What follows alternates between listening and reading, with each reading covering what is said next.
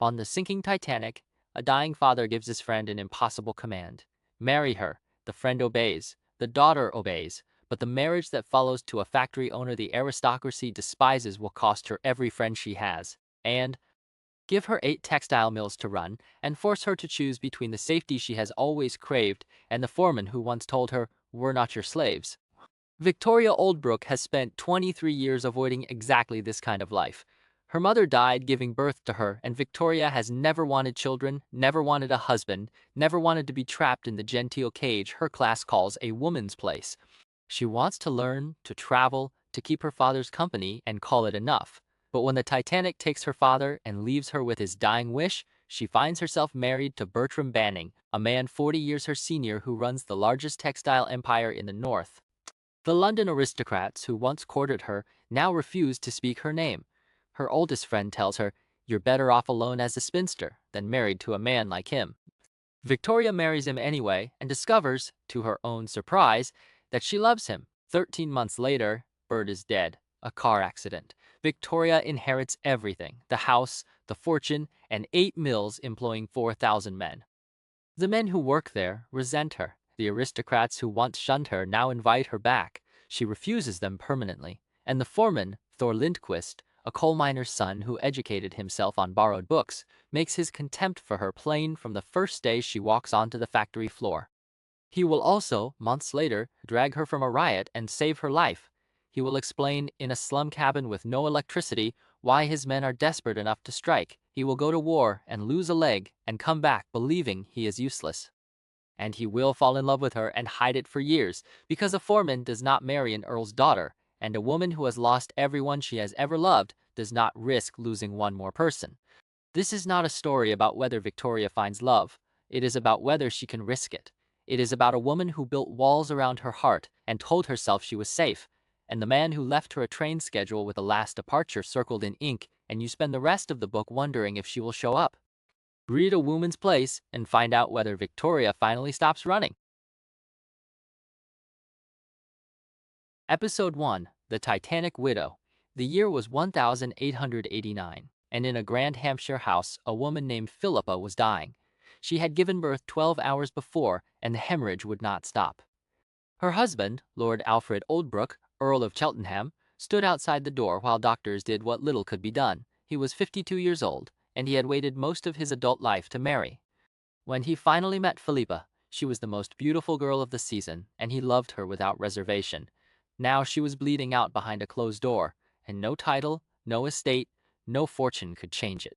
The infant survived. They named her Victoria. Alfred received his daughter into his arms as a widower. He held her and named her and looked at her face, which was her mother's face in miniature, and he decided that whatever else happened, this child would not be abandoned to nurses and governesses.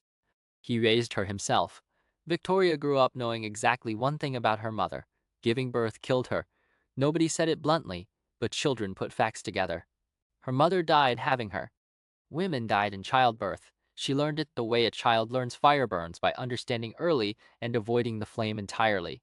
She did not want children. She did not want to die the way her mother had. What she did want was to learn.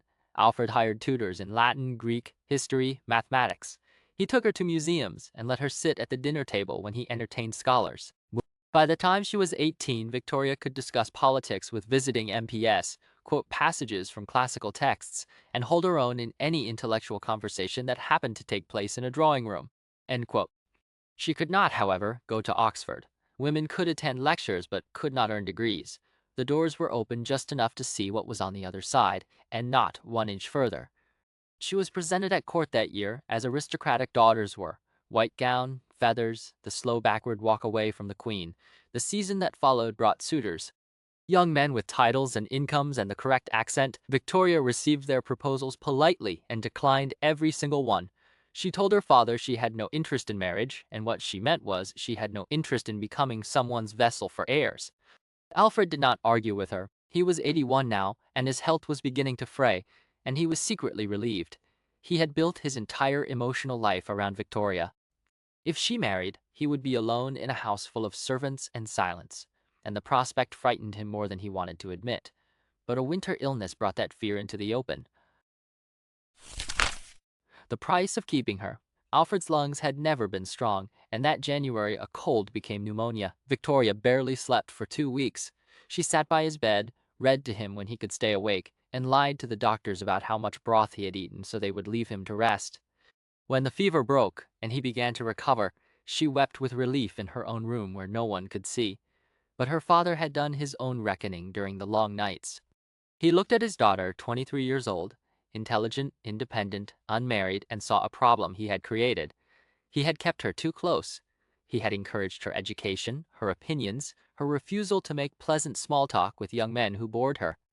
He had made her unsuitable as a wife, and now he was dying, and what would become of her? He said as much one evening, propped on pillows in his study. "I've robbed you of a husband, Victoria. I've been selfish, keeping you here." Victoria set down her teacup. "You haven't robbed me of anything. I don't want a husband. I don't want children. I've told you this. But if something happens to me, then I'll travel," she said.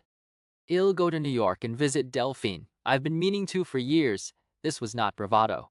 Victoria's closest friend, Delphine Montague, had married an American and moved to New York, where she spent most of her time pregnant and confined to the country, writing letters that Victoria read between the lines.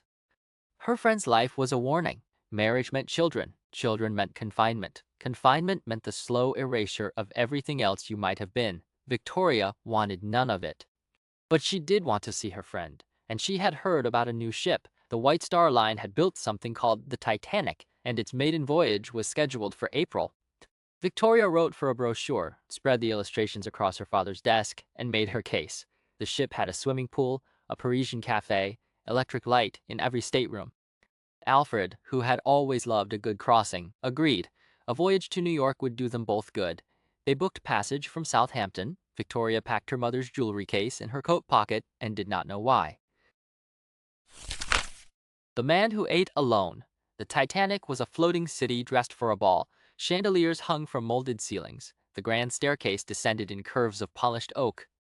First-class passengers promenaded on deck in furs and morning coats, and Victoria swam in the heated pool every morning before breakfast, amazed that such a thing existed on a ship.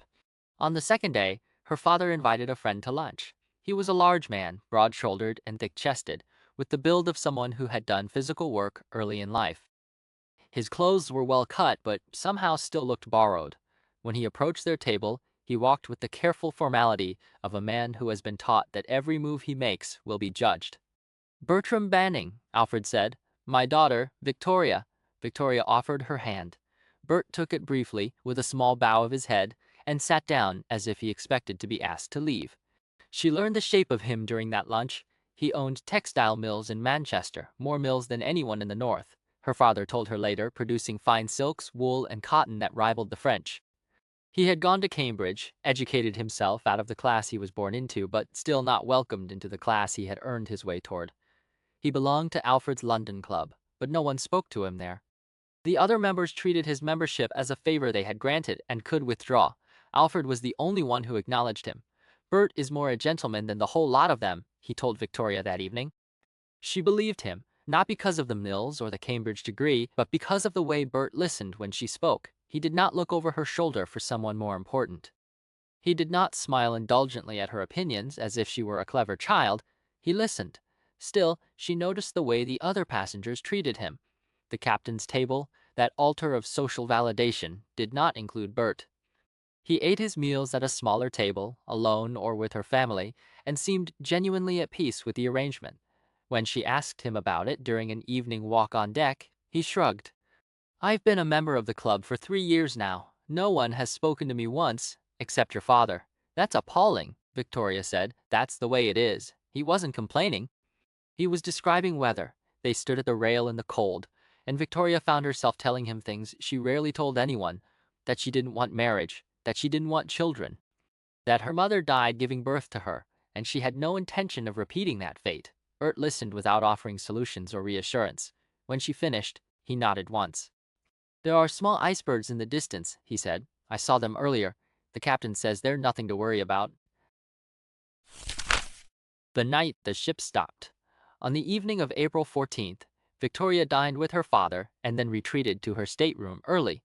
The ship had been cold all day, and she was tired. Then silence. Victoria sat up. The engines had stopped. No vibration, no distant hum. Just the quiet of 1,000 people waking up confused. She pulled on her coat, grabbed her mother's jewelry case and shoved it into her pocket, and went to find her father. In the corridor, a steward was telling people to put on life belts and come up to the boat deck. His voice was steady, but he wouldn't meet anyone's eyes. On deck, the cold hit her like a wall. Officers were uncovering lifeboats. A band was assembling near the grand staircase, strings tuning in the darkness. Victoria found Alfred near the rail, speaking calmly to a young couple who looked terrified. He saw her, and his expression did not change. Women and children first. An officer was calling, "Women and children to the boats." Victoria moved toward a lifeboat and stopped. Her father was not following. "Papa!" She turned back. "Come with me." Alfred shook his head. "I'll wait. There will be boats for the men." That was a lie, and she knew it immediately. She could see the angle of the deck now, the way the bow was dipping toward the water. She grabbed his arm. "I'm not leaving without you. Victoria." His voice changed, sharper than she had ever heard it, the voice of an earl accustomed to being obeyed. "You will get in that boat. You will do as I say." Bert appeared at her father's side. She hadn't seen him come. He must have been nearby the whole time. "Bert, tell him," she started, but Bert was already lifting her. His hands closed around her waist, and he lifted her over the gap between the deck and the lifeboat, setting her down among the other women. She landed hard on a wooden bench. "Keep your coat buttoned," Bert said. "It will be cold out there." The boat began to lower. She watched her father and Bert recede above her, two figures standing together at the rail. Alfred raised one hand. Bert stood motionless beside him. That was the last image she carried away. An old man and a mill owner, side by side on a tilting deck, while the band played on somewhere behind them. The lifeboat hit the water and began to row away from the ship. Victoria did not look away from the deck. She watched until the ship's lights flickered and went out, and the great mass of the Titanic rose up against the stars and then slid under. She was still watching when the screaming started.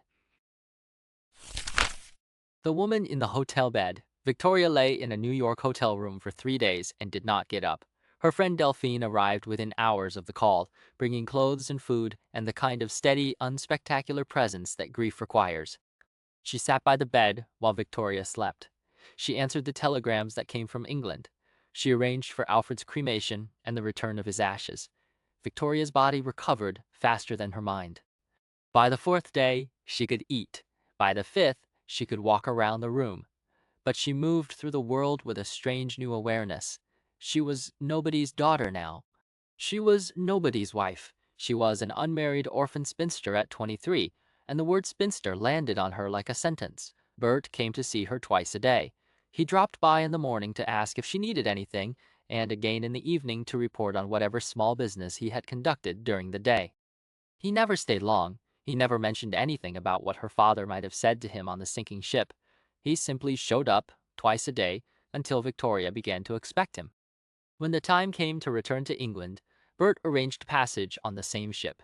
Victoria said goodbye to Delphine at the pier, and both women cried. Then Victoria boarded the ship alone, carrying her father's ashes home. On the first night, the captain's dinner invitation arrived. Victoria declined. She was in mourning, and she had no appetite for company. But when Bert approached her on deck the next morning and asked if she would have lunch with him, she said yes. She didn't know why. Maybe because he expected nothing from her. Maybe because he was the last person who had seen her father alive. Maybe because she was lonely in a way that felt physical, like a room with the windows nailed shut. They ate lobster. Victoria drank water instead of wine because she didn't want to shock him, a small social calculation that told her, even then, that she cared what he thought. And then she asked him about his business. It was not a polite question. She wanted to know details. How many mills? How many workers? What kinds of cloth? Where the raw materials came from? How he competed with the French? Bert answered each question, then paused. "I've never met a woman who asked me that. My father said you have more mills than anyone in the North. I wanted to understand. Why?" "Because I'm interested." She set down her fork. "I would have gone to Oxford if they'd let me. I would have earned a degree. But they don't, and I couldn't, and no one cares what women think about business or politics or anything that matters." Bert was quiet for a moment. Then he smiled, not the polite smile of a dinner guest, but something warmer, unguarded. "You're wasted on the drawing room," he said. The proposition. On the last night of the crossing, Bert asked Victoria to walk with him on deck. The sea was calm, the air cool, and she had grown comfortable enough with him that the silence between them felt natural. But Bert was not comfortable. She could see it in the way he held himself, the tension in his shoulders. "I have to tell you something," he said, "about your father. On the ship, before he died." Victoria stopped walking. "He told me to take care of you, and he told me to marry you." She stared at him.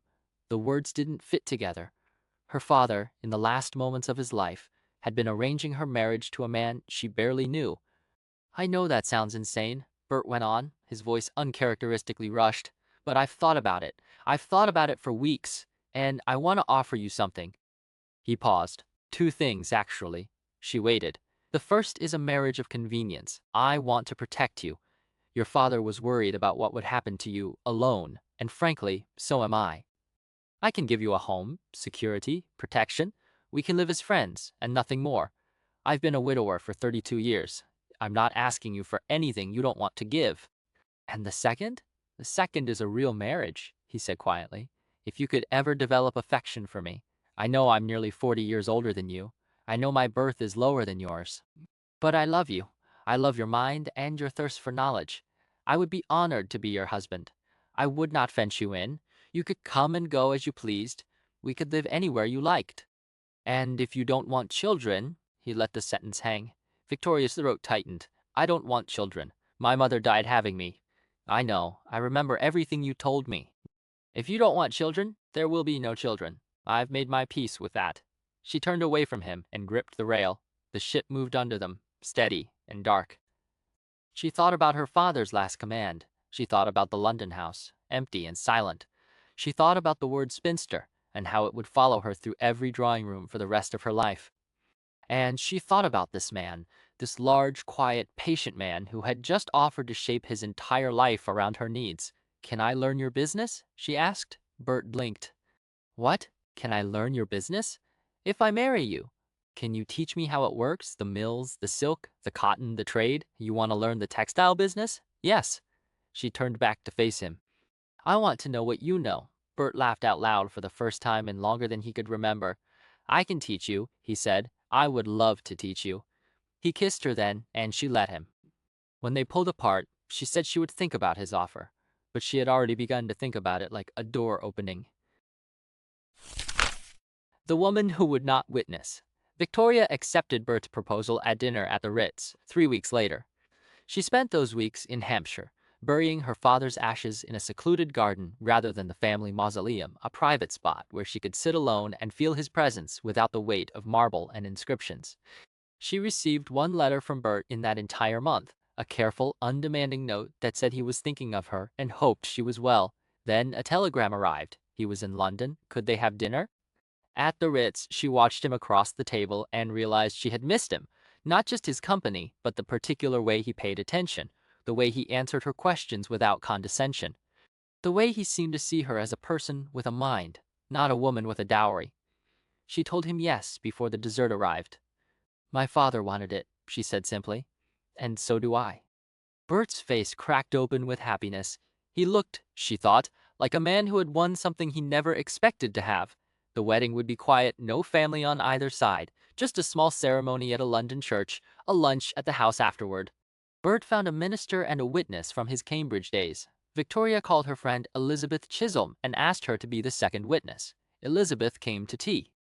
She listened while Victoria explained the engagement, and then she set down her cup with a sharp click. "You're marrying Bertram Banning, the mill owner?" "Yes." "Victoria, Hes Common. He's from Manchester. No one will receive you. He's a perfect gentleman. You're better off alone as a spinster than married to a man like him." The word hit like a slap. Elizabeth had known Victoria since they were presented at court together, and she had just drawn a line through their friendship as cleanly as a pen stroke. "Then you needn't worry about receiving me," Victoria said and stood. "I won't be calling on you again." Elizabeth left. Victoria sat in the drawing room alone for a long time, and then she went to the kitchen and asked Mrs. Babbitt, her housekeeper, to be her witness instead. The wedding took place in late June. Victoria wore a white potpourri gown with lily of the valley and orchids, and she walked down the aisle alone. No father to give her away, no family to witness, no friends to celebrate, for it was Just Mrs. Babbitt dabbing her eyes, and Bert's friend George Appleby standing stiffly beside him, and Bert himself, who looked at Victoria as if she were the sun coming up. They honeymooned in Italy. Bert let Victoria set the pace. In Rome, they visited churches and monuments. In Florence, they shared a one-bedroom suite, and Victoria learned to let him help lace her corset while she helped with his cufflinks. In Venice, in a hotel overlooking the canal, they consummated the marriage. Victoria had been frightened of this, but Bert was gentle and patient, and she discovered that intimacy was not the trap she had feared. It was, in its own strange way, a kind of freedom. By the time they reached Paris, she was a confident lover. By the time they returned to England, she was proud to be Bert's wife. Her world was not proud of her. The world closes. Aunt Margaret was the first to say it outright. She arrived at Victoria's London house in a rustle of silk and indignation. Her late husband had been a duke, and she spoke with the authority of someone who had spent decades deciding who belonged where. An industrialist from the north? From Manchester? My dear, have you lost your mind? No one will receive you married to a man like that. Papa knew him and liked him very much, Victoria replied, keeping her voice level. Before the ship went down, he entrusted me into Bert's care and begged him to marry me. Aunt Margaret's expression flickered. The mention of Alfred's dying wish was not something she could easily dismiss, but she recovered quickly. Your father was distraught. He wasn't thinking clearly. He was thinking of my safety. And this man, this mill owner, he has taken advantage of that. Margaret rose. I strongly advise you to reconsider this marriage before it's too late. It is too late, Victoria said. The wedding was 3 weeks ago. Aunt Margaret stared at her, and for the first time Victoria saw something like pity in her face. Pity, and the certainty of someone who knows she will be proven right. Then I'm sorry for you, she said, and left. The memorial service for Alfred was worse. Victoria had arranged it at the family church in Hampshire, hoping it would bring some kind of closure. Instead, she watched the people she had known her entire life file past her husband as if he did not exist. They shook Victoria's hand, murmured condolences, and turned away from Bert as if he were a servant who had wandered into the wrong room. He stood beside her, calm and silent, accepting the erasure with the same stoic patience he had described on the Titanic. That night, Victoria made a decision. She would leave London. She would go to Manchester and become Mrs. Banning, whatever that meant. The world she had grown up in had closed its doors. She would find out what was on the other side. A house made of stone. Manchester was not London. It was coal smoke and cobblestones, factory whistles at dawn, a sky that hung low and gray. The air smelled of industry. Bert's house was in Wilmslow, a country house twice the size of her father's London home, built of solid gray stone. The decor was masculine and practical, antler chandeliers, dark wood, heavy furniture. There was none of the delicate elegance Victoria had grown up with. But there was warmth. Fires crackled in every hearth. The cook, Mrs. Kelly, had been with Bert for years and regarded Victoria with open suspicion. The houseman, Seamus, did the same. The chef, Patrick, cooked elaborate meals and served them in stiff silence. Victoria did not complain. She had learned from watching her father manage his estate that authority had to be earned, not demanded. She asked Mrs. Kelly about her routines. She complimented Patrick's cooking and asked where he had trained. She let Seamus show her the gardens and listened while he explained which plants needed more sun. Within 2 weeks, Mrs. Kelly had stopped calling her milady in that pointed tone and started bringing her tea in the afternoon without being asked. Within a month, the household was hers. The social world of Manchester was another challenge. At a dinner party hosted by one of Bert's business associates, Victoria was circulating among the guests when a man's voice stopped her cold. Victoria Oldbrooke? What on earth are you doing here? It was a man she remembered from her London season, an aristocrat, second son of a baron, charming in a way that had always made her slightly uncomfortable. He was married now to the daughter of a mill owner, a mercenary arrangement that had apparently brought him to Manchester. I'm Mrs. Banning now, Victoria said evenly. I live here with my husband. The visitor's eyebrows rose. You married Bertram Banning? I heard something about that. I assumed it was a rumor. He looked her over with an expression she didn't like, something assessing, possessive. You always said you'd never marry. I changed my mind, evidently. He smiled, and the word oily came to Victoria's mind and stayed there. Well, have to catch up. Manchester can be frightfully dull. It's good to see a familiar face. She excused herself as soon as she could. Later that evening, she met Florence West, an American woman who had married one of Bert's factory managers. Florence hated Manchester, missed New York, and taught slum children to read in her spare time. Within 5 minutes of conversation, she and Victoria had discovered a shared dislike of the oily aristocrat and a shared sense of being outsiders in this industrial city. End quote. Within a month, they were close friends, but the most important door Victoria opened that autumn was the one that led to Bert's office.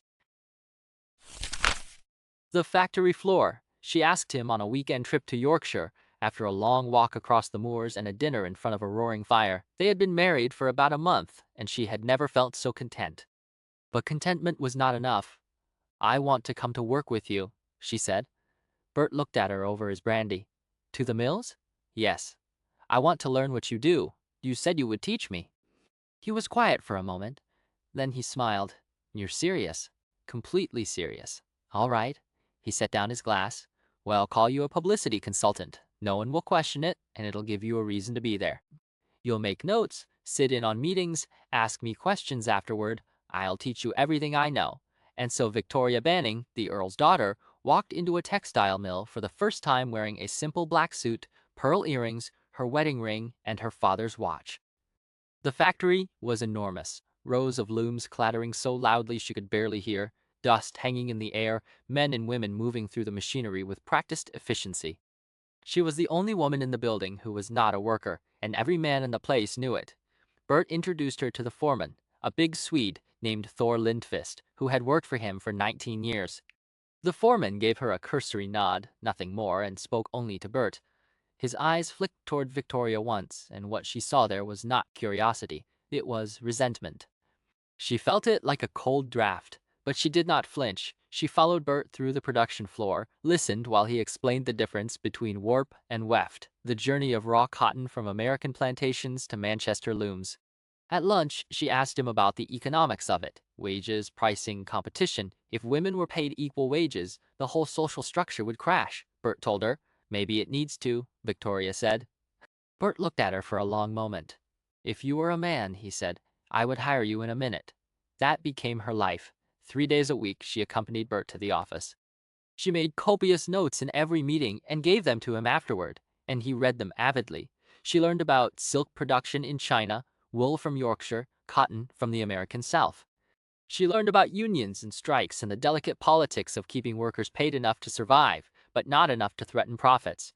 She learned that the hostile foreman never spoke to her, never met her eyes, and clearly believed she had no business being in his factory. But Bert was happy. He told her she had given him his youth back. Their nights were passionate, their days were full. She missed only her father, and even that wound had begun to scar over. She did not know it was about to break open again. The day the cars collided. Bert left for a business meeting in Leeds on a Tuesday morning. He kissed Victoria goodbye, promised to be home by Thursday, and climbed into the motor car that Seamus had brought around. The car was a Daimler, Bert's pride, and his driver had been with him for years. At a crossroads outside Huddersfield, another car ran a stop sign. The impact killed Bert instantly. Victoria learned of it from a policeman who came to the door. She answered herself because Mrs. Kelly was in the kitchen, and she saw the man's face before he spoke, and she knew. She knew the way she had known on the Titanic, in the long silence after the engine stopped. She did not scream, she did not collapse. She listened to the policeman's words, thanked him, closed the door, and walked into the drawing room. Then she sat down in Bert's favorite chair and did not move for 3 hours. The funeral was held at Manchester Cathedral. 1,000 people filled the pews. City officials, business owners, mill workers, their wives. Outside, nearly 4,000 factory workers stood in the street, silent, hats in hand. The foreman, Lindquist, was there among the other foremen, and when Victoria's eyes met his across the cathedral, she saw something she hadn't expected. Grief, real grief. He had loved Bert, she realized. They both had. She learned that day what Bert had never told her. The hospitals, the orphanages, the homes for retired and injured workers, the poverty programs, he had financed them all, quietly, without ceremony, without ever mentioning them to her. She sat in the front pew while speakers listed his achievements and realized she had been married to a man she had only begun to know. Afterward, the letters arrived. From London, from Hampshire, from women she had known her entire life. "How terrible for you! What a tragedy! Of course you'll come back to London now, won't you? We've missed you terribly." The words blurred together, and Victoria understood them perfectly. They were welcoming her back now that Bert was dead, now that the inconvenient marriage was over, now that she could rejoin her proper world and forget the common mill owner she had married. She crumpled the letters one by one and dropped them in the fire. She would never go back to London. She would never speak to those women again. She was Mrs. Banning, and she would remain Mrs. Banning, whatever that meant. The letter he left behind. William Eccles, Bert's attorney, arrived on Monday morning with a leather case and a grave expression. Victoria received him in the drawing room, with the silver tea service her father had given her gleaming on the sideboard. "There are no other heirs," Eccles said. "Bert left everything to you. The house, the properties, all financial assets." He paused. "And the mills." Victoria felt the words land like stones. "The mills? All 8 of them. The day-to-day running of the business is left to you, Mrs. Banning. Your husband's administrator, Hubert Maddox, is instructed to teach you for up to a year. There is a letter." He handed her a sealed envelope. Victoria opened it with shaking fingers and began to read.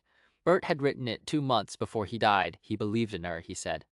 He had watched her learn, watched her ask the right questions, watched her see things that older men missed. She had a mind for business. She could run the mills, if she chose to try. Hubert Maddox would help her. She needed only the courage to begin. Victoria set down the letter. She was not crying, but something worse was happening. She was terrified. She was also, somewhere deep in her chest, excited. She looked out the window at the garden. She thought about 8 mills, hundreds of workers, an industry that had no place for women. She thought about her father, who had trusted Bert, about Bert, who had trusted her. Then she told herself she was being absurd. She could not do this. She was a 24-year-old widow with no business experience, no allies, and no standing in a city full of men who would prefer she go back to London and embroider cushions.